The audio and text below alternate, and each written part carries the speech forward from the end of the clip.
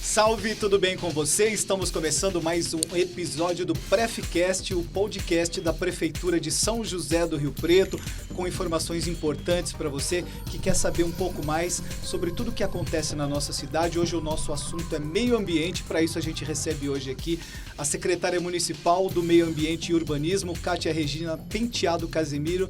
Secretária, é um prazer recebê-la aqui, seja muito bem-vinda. Muito obrigada, Dárcio. Muito obrigada a todos que estão nos assistindo. O prazer é nosso, né? É uma honra estar aqui, porque falar de meio ambiente e poder multiplicar é sempre bom. Secretária, esse mês agora que a gente está entrando no mês de junho, é um mês muito especial, né? Nesse mês de junho tem a semana aí do meio ambiente.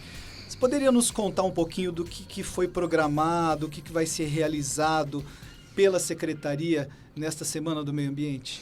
Então, nós estamos na 21ª edição da Semana Integrada de Meio Ambiente. E ela não é integrada por acaso. Então, a gente traz sempre a junção de várias ações envolvendo a temática ambiental. Então, nós vamos ter uma solenidade de abertura em parceria com a OAB. Eles são parceiros da gente no que tange as questões do Conselho Municipal de Meio Ambiente e também nos ajudam muito nesse olhar das políticas públicas. E nós vamos comemorar 30 anos da Estação Ecológica. E esses 30 anos também é um grande feito, porque historicamente foi uma idealização do nosso hoje prefeito Edinho, à época, nessa busca da preservação ambiental. E é uma oportunidade bacana, né, para ampliar os debates sobre o Dia Mundial do Meio Ambiente, né? Não, sensacional, Darcy, porque esse debate, esse espaço de debate, ele precisa ser contínuo, mas pensa por ser o dia 5, o Dia Mundial do Meio Ambiente, é uma energia única, planetária, aonde, queira ou não, alguém em algum lugar vai ter que ouvir alguma sensibilização, um apelo dentro dessa temática, que preciso dizer que não é uma data comemorativa. É minimamente uma data reflexiva, porque apesar de parecer que a questão ambiental ela está muito distante da gente, ela está muito mais perto do que a gente imagina. E os problemas advindos da nossa relação com esse meio que a gente vive está mais perto ainda. Secretário, e preocupado com isso, né, o nosso município ele aderiu aos Objetivos de Desenvolvimento Sustentável da ONU em 2017. Qual que é o impacto disso para as ações ambientais aqui da nossa cidade? Bom, primeiro, para deixar a gente na mesma página dessa busca de objetivos necessários e urgentes para diminuir o impacto que a gente tem causado no planeta. E quando eu falo planeta, eu estou falando, inclusive, na nossa condição local, né? Quando surge esse grande movimento, lá em 2015, pela ONU, o Brasil ele é um signatário, o movimento ficou muito embutido, mas 2016, 2017, a temática dos ODS, ela meio que foi socializada. E nós conseguimos trazer para São José do Rio Preto a possibilidade de criar uma comissão. E essa comissão, por iniciativa do governo, nós achamos que o melhor caminho era ser paritária, onde todos os entes públicos participassem, mas também, de forma igualitária, a sociedade civil também. Então, nós temos hoje 25 integrantes do governo e 25 da sociedade civil, envolvendo tanto a iniciativa privada quanto a sociedade civil organizada. É necessário uma grande mobilização, né, secretária? Porque esses objetivos, eles envolvem várias áreas, né? Erradicação da pobreza, educação, qualidade de vida, combate às mudanças climáticas. São vários itens que são abordados nesses 17 objetivos que necessitam realmente de uma grande mobilização em volta, né? Exatamente. E assim, eu acho que... Acho não, né? Porque achismo é uma coisa muito feia, mas falar de 17 objetivos, fazendo parte da nossa realidade, acaba, de certa forma, tirar a gente da zona de conforto. Num sentido amplo, todos nós, todos e todas, a gente precisa sair da zona de conforto. A gente precisa começar a sentir a sensibilização do nosso papel no meio onde a gente vive. Quando os 17 objetivos ele foi criado pela ONU, obviamente que quando você olha a reguinha, dá para entender que o desenho dele foi olhando para o continente africano. Porém, nós temos, infelizmente, de forma democrática, a fome no planeta todo. Às vezes mais, às vezes menos, em termos de número, dependendo do lugar onde você está. Mas sempre tem alguém passando fome. E o mais bacana disso tudo é que não dá para trabalhar com esses objetivos pensando em média. Por que não dá para trabalhar pensando em média? Porque nós estamos falando de seres humanos, de qualidade humana, qualidade ambiental. Abaixo da média tem gente também, né? Mas muito. Então, você pode ter um município com IDH maravilhoso, mas com bolsões de pobreza. Então, a história da média, ela é importante, mas não quando lidamos com as necessidades humanas e as necessidades ambientais. Não tem... essa frase não é minha, na verdade, essa reflexão não é minha, mas eu sempre tenho usado... Quando isso, na verdade, André Trigueiro traz isso com muita excelência em um dos TEDs que ele fez, que ele fala assim, olha, como falar em média quando eu tenho um pão e você não tem nenhum pão, mas na média nós dois temos meio. Só que a fome é só de um, A fome é só de um. Entendeu? Então é isso, né? A necessidade humana, a qualidade de vida, ela não dá mais para esperar. E esses objetivos também eles fazem com que a gente enxergue que isso não é uma conversa romântica, não é uma conversa só para quem trabalha na área ambiental, mas hoje é uma conversa de investidores. Por quê? Porque a sociedade, ela tem cobrado muito. Eu, até numa outra entrevista, eu falei que eu sou apaixonada por essa molecada da geração Millennium e da geração Z. Eu amo essa galera toda, porque são essas pessoas, dessas duas gerações, que vão fazer diferença no mundo. Porque eles são críticos, eles se posicionam envolvendo o que querem, eles não levam muito em consideração a preocupação com o que o outro vai pensar. E a questão ambiental e a questão do bem comum vem muito forte nessas duas gerações. Até porque eles já nasceram vivenciando os problemas causados por quem não levou em conta toda essa questão, né? Exatamente. Então, por exemplo, e são consumidores. E são consumidores de toda a cadeia produtiva, de A a Z. Então, são eles que ditam as regras. Então, o mercado, hoje, se ele não olhar para as questões ambientais, para as questões de diversidade, que estão todas envolvidas, e o quanto que isso custa, eles não compram.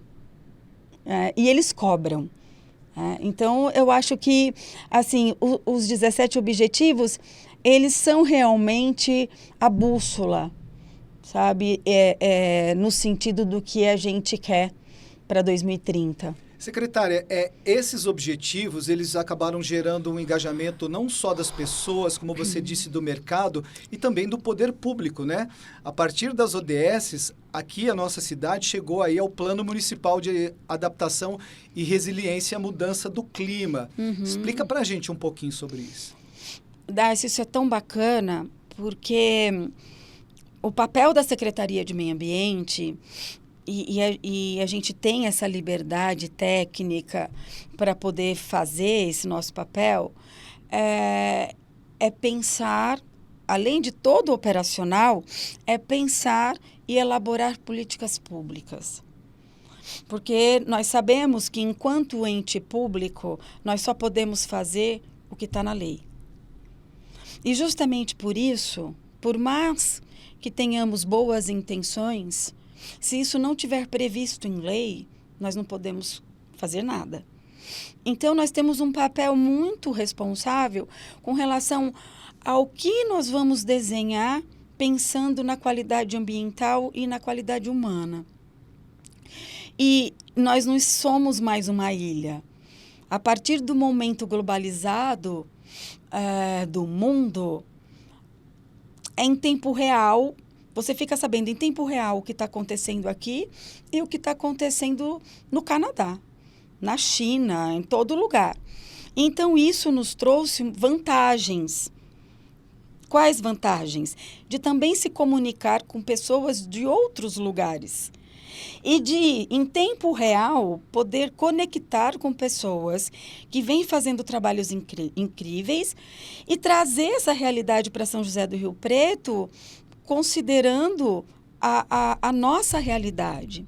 E esse plano, assim como outros planos, o plano de Mata Atlântica e Cerrado, o plano de resiliência e adaptação climática, a questão do nosso plano diretor de arborização urbana, que é super moderno, e ele vem conectado com o conhecimento científico, todos eles, e o que está sendo pedido hoje para as mudanças climáticas. Além dos acordos, tanto acordos internacionais quanto acordos nacional, que o prefeito assinou na luta contra as mudanças climáticas. Então, assim, hoje nós fomos reconhecidos pela Alemanha, por exemplo, por meio desse apoio que nós recebemos com mais 12 municípios do estado de São Paulo para elaborar o nosso plano de resiliência e adaptação climática, com uma instituição alemã, a GIZ, em convênio com a Secretaria de Estado de Meio Ambiente. Então, olha que bacana. Isso conecta Rio Preto com o mundo todo, com o mundo todo.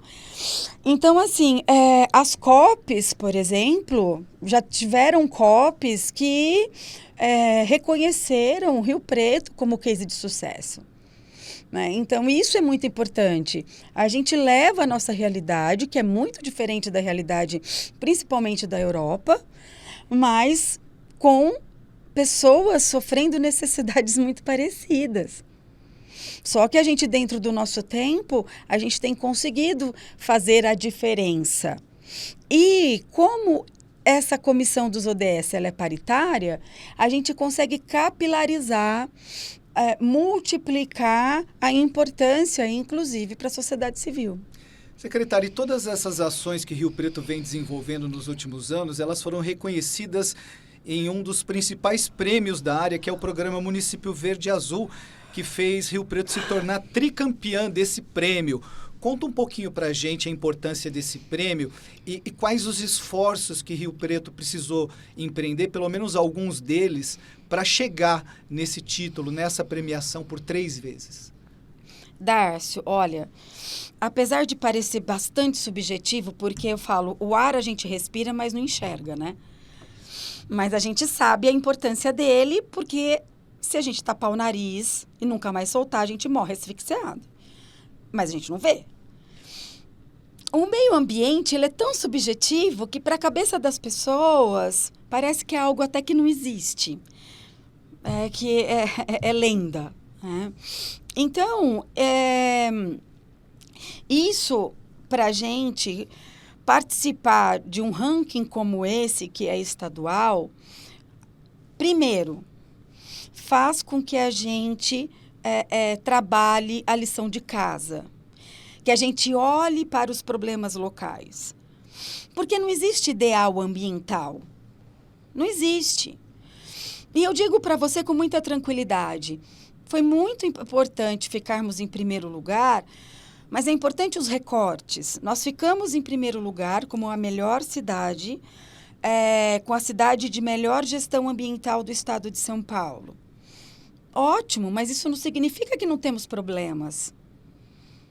Porque enquanto houver pessoas, seres humanos consumindo, vão haver problemas. Mas significa que a cidade está atenta e atuando junto a esses problemas. Exatamente. Né? E, assim, agarrando o problema de frente. Porque eu acho que o ato de coragem é o ato mais bonito. Mas isso não significa que a gente é perfeito. Mas o fato de termos coragem de olhar o nosso problema de frente, de não colocarmos os problemas para baixo do tapete, de encararmos e investirmos nisso, faz toda a diferença. E que é isso que deixou a gente no topo da referência. E foi isso que fez com que a gente pudesse contribuir com a orientação de outros municípios, mas também aprender muito com outros municípios. Então, é uma troca de avanços e também de desafios. E isso fez a gente crescer demais. Fez Rio Preto crescer muito e fez Rio Preto ser reconhecido no estado todo. Então, hoje, os 645 municípios conhecem São José do Rio Preto. Né? E muitos deles se espelham sim, no nosso exemplo, né? Já recebemos muitos municípios para poder conhecer o nosso trabalho. Porque por mais problemas do dia a dia, da falta de recurso, ou muitas vezes da gente não ter perna de número de pessoas suficiente para cumprir alguma coisa, ou não ter mesmo expertise técnica, porque a temática ela é muito ampla, os problemas ambientais são amplos. Nós não damos conta de tudo, né? Nós temos que buscar aprender, muitas vezes temos que contratar, mas essa é a diferença. A diferença da gestão que investe, a diferença da gestão que se preocupa. Por quê? Porque não é à toa que nós estamos em primeiro lugar no saneamento básico, em água e esgoto tratado. Porque lá atrás teve algum ente público, que nesse caso em específico é o nosso prefeito, se preocupou com a falta de qualidade da água e a falta da questão do esgoto tratado, né? Ele se preocupou, porque as coisas não se resolvem da noite para o dia. É uma jornada. Se você não começar a investir em algum momento da história do seu município, isso não vai se materializar. Então, lá atrás, ninguém acreditava que um dia nós íamos ter esgoto tratado e água tratada. E hoje nós temos uma empresa pública, que tem um dos índices mais baixos de taxa de água, tarifa, e primeiro lugar. Enquanto que tem aí um movimento de privatização, enfim, da água, do tratamento de esgoto, nós temos uma empresa pública de excelência. Então, o que vale é quem está aqui, arregaçando a manga, mesmo errando, mas fazendo. Tão importante como sermos primeiro, e talvez até mais importante, é sermos referência, né? E essa referência ela está embasada em atitudes, em projetos concretos, né? Em colocar mãos à obra, né? Exatamente. Secretária, um outro aspecto que resultou também nesse reconhecimento foram os projetos ligados à arborização urbana. Como é que Rio Preto está nessa área? Conta um pouquinho pra gente. Nossa, é uma pergunta tão importante, Darcy, porque nenhuma mudança é fácil. E a gente, historicamente, o ser humano, ele sempre busca retornar ao momento confortável, à situação confortável. Há muitos anos, a gente vinha com uma legislação que ela estava bem arcaica já. Então, hoje nós temos um plano diretor moderno de arborização urbana, totalmente pautado às necessidades de resiliência e adaptação climática. Esse foi um trabalho lindo que nós fizemos no início da nossa gestão, junto com o Conselho Municipal de Defesa do Meio Ambiente, o nosso CONDEMA, que é um conselho paritário também, onde a sociedade civil ela é bem engajada. Nós temos câmaras técnicas, onde quando nós não temos expertise técnica, nós temos pareceristas ad hoc para poder nos apoiar cientificamente no processo, e o que nós chamamos carinhosamente de PEDAL, que é o nosso Plano Diretor de Arborização Urbana, ele sai das mãos do Conselho Municipal de Meio Ambiente e se torna lei. Só que, para a política pública, ela começar a ter movimento, às vezes tem dor. Por quê? Porque você sai de um desenho antigo, mais reproduzido pelas pessoas, e que as pessoas vão ter que mudar o seu comportamento. É a chamada dor do crescimento. A dor do crescimento, a dor da organização, né? Isso é muito importante e vale para todo mundo. Vale para a gente, vale para a gestão pública, que tem que estar pronta sempre para orientar, para capacitar. Tem que ser também do dono da casa que tem a sua árvore na frente, e também de quem presta serviço. Todos nós temos que nos unir pelo bem maior. Qual é o bem maior? Aumentar a arborização da cidade, para que ela, além da sua função de copa, a árvore ela possa fazer o sequestro de carbono e diminuir a temperatura local e regional. Então, quando a prefeitura, quando a secretaria estabelece determinadas obras, com uma base de avaliação muito ampla, né, secretária? Levando em consideração critérios técnicos, critérios científicos que fazem chegar até aquela determinada regra, até aquela determinada situação, né? Não tenha dúvida, não tenha dúvida. E ninguém reinventa a roda, Dárcio. A gente, para poder tomar uma decisão no município, por meio de políticas públicas, nós buscamos referências, sempre. Sempre buscamos referências, porque esse é o nosso papel. E também não tem porquê a gente cometer mesmos erros que outros cometeram no passado. Então, existem regras que são muito importantes. Né? Hoje, o estudo em arborização urbana, mas não hoje tão atual, hoje já tem um tempo, tem trazido modificações importantes. Por exemplo, hoje já se fala árvore na frente da casa não é uma planta ornamental. A árvore, ela tem uma função própria. Nem sempre a árvore, dependendo dos olhos, eu sou suspeita de falar porque a árvore eu amo. Todas as árvores, para mim todas são lindas, né? Mas dependendo da pessoa, do olhar estético de alguém, pode achar uma árvore não tão bonita quanto outra. Ok, mas o papel dela na calçada ou na floresta, aonde for, ela não tem o papel ornamental. ela tem a função importante de fazer com que a gente tenha conforto térmico, sequestro de carbono, para que a gente possa respirar oxigênio, diminuir a quantidade de gás carbônico no ar. Então, poda drástica é muito sério.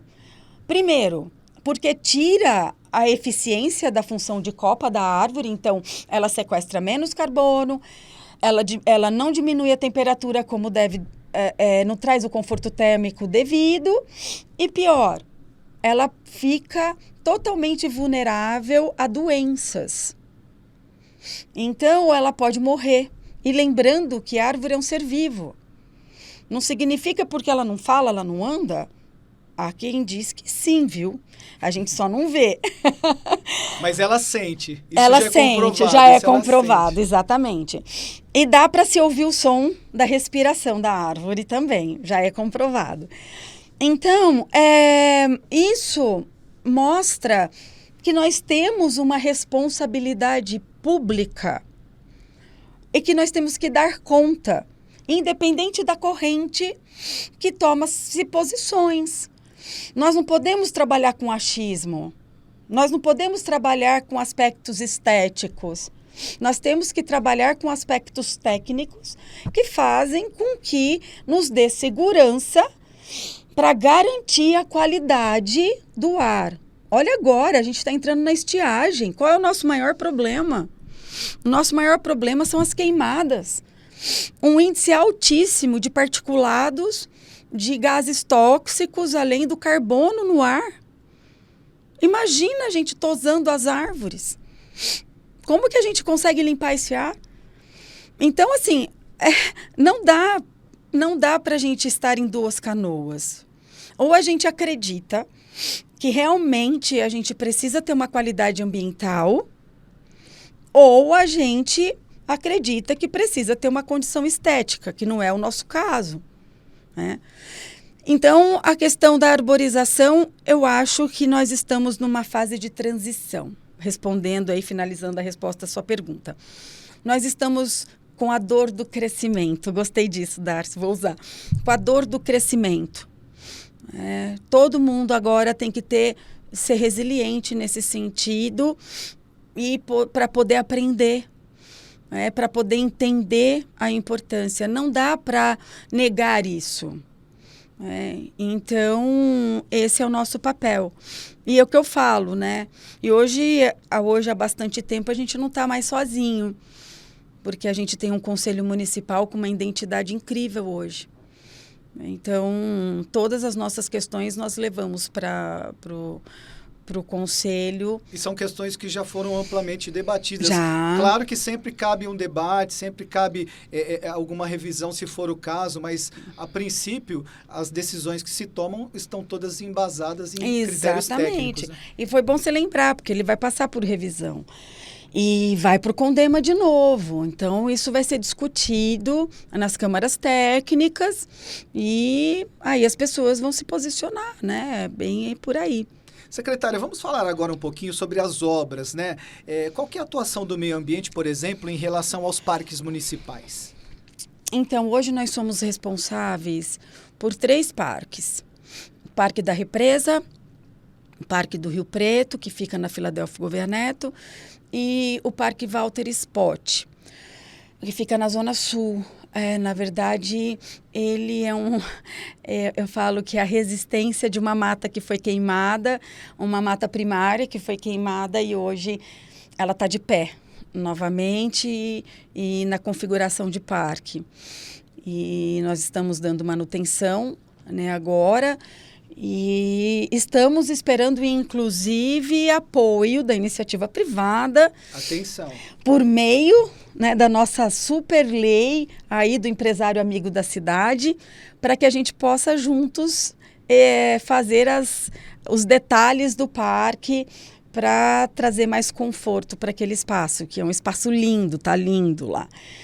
O Parque da Represa todo mundo já conhece, né? E hoje já com acessibilidade, graças a Deus, né? A gente conseguiu fazer com que ele se tornasse acessível.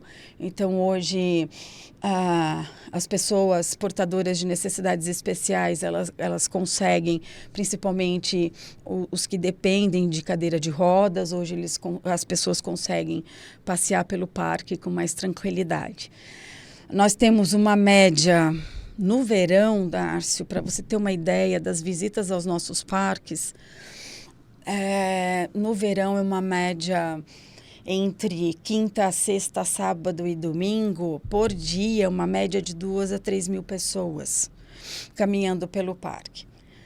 Então, pelos parques, né? Então, são espaços importantes onde as pessoas conseguem se conectar mais com a natureza dentro da área urbana, né? Secretário, um outro espaço bastante importante da nossa cidade, que também fica sob a responsabilidade da sua secretaria, é o nosso zoológico, né? Que atualmente está fechado para o público, está passando por uma reforma justamente para se adequar a esse conceito de sustentabilidade, de conservação da biodiversidade, né? Conta para a gente o que está sendo feito ali no nosso zoológico. Ai, essa temática me é tão cara, se você soubesse. Eu sou muito suspeita de falar, porque o Zoológico Municipal de São José do Rio Preto, ele passou por uma grande transformação de perfil, para falar assim. O que levou efetivamente à reforma, que era um sonho do nosso prefeito, porque ele tem um apreço imenso pelos animais, mas o que culminou a reforma foi no que ele se transformou. O zoológico, hoje, ele é considerado um centro de conservação da natureza. E não porque o nome é bonito. É porque, desde 2017, quando chegamos, que tinha uma carta de fechamento do zoológico nos documentos, nós, da Esmaurb, nós tomamos a atitude de falar com os órgãos do Estado responsáveis pela integridade dos animais, porque os nossos animais, os quase 300 animais que estão no nosso plantel, todos, sem exceção, são protegidos por lei, inclusive criminalmente. Então, fomos conversar e nós nos colocamos um desafio, que nós conseguiríamos reverter a situação, e conseguimos.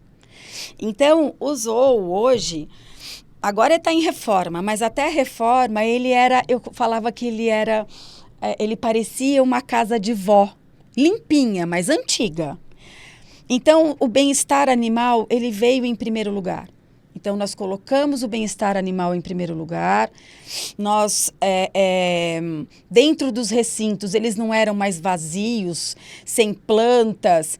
Então, os animais, eles se sentiram mais confortáveis, menos estressados. Nós começamos a trabalhar com o enriquecimento ambiental. Então, o animal, ele aprendeu, apesar do espaço pequeno, ele aprendeu a buscar o alimento, a descascar o alimento. Então, houve uma grande transformação de comportamento, tanto para quem? Para os tratadores, para todos os que trabalham dentro do zoo, até para os próprios animais.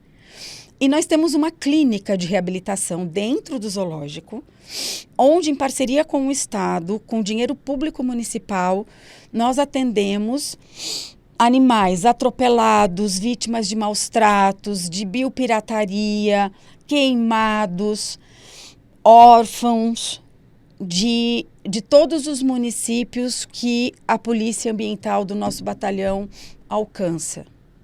Então, o nosso trabalho é colocar o animal, quando em condições, de volta para a natureza. E o legal, secretário, é que esse espaço vai se tornar também um zoo botânico, né?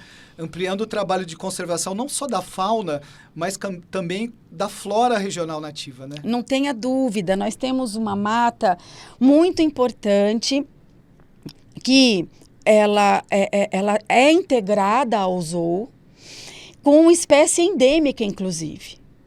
Então, essa mata, ela tem que ser cuidada, ela tem que ser mantida junto, dentro, com simbiose com o zoológico. Por isso que a gente acaba aqui dando preferência para as espécies brasileiras. Por quê? Porque ali realmente é um ecossistema, né, importante.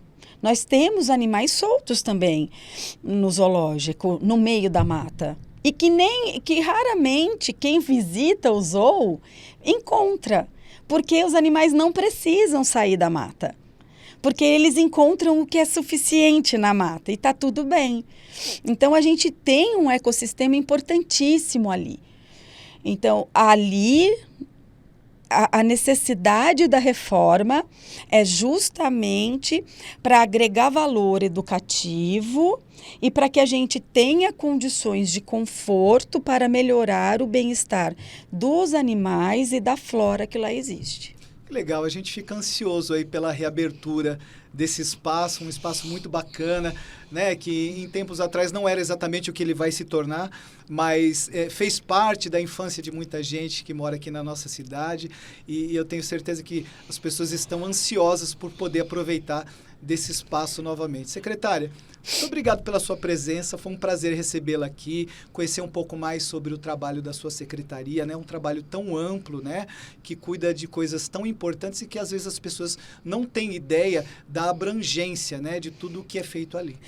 Olha, Darcio, quem tem que agradecer somos nós, porque esses momentos onde a gente pode multiplicar conhecimento, informação, é importantíssimo para a gente.